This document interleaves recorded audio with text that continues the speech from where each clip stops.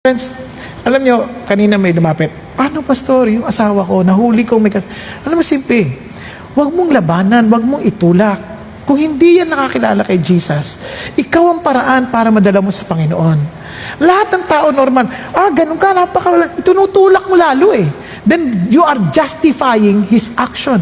Dapat, pagdating niya, pakainin mo. Kumain ka na ba? O ito, kain ka. Niluto ka ng paborito mo. Di ba? Pagod ka, mamasahihin kita.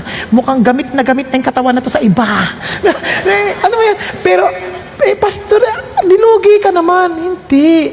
Sa langit ka naman eh. At baka mala mo, halukayin ng Diyos ang kaluluwa niya at biglang, ba't ko niloloko asawa ko, napakabait sa akin. Di ba? Pastor, paano ko hindi naging ganon? At least, pinasaya mo siya bago siya mapunta na impyerno, no? Naintindihan niyo po? Kapatid, isang bagay lang.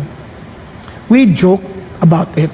But the truth is, can we really imagine a person to be in hell? Hindi naman tungkol lang to sa buhay natin sa lupa eh. It is the life that we're trying to save them from eternal damnation.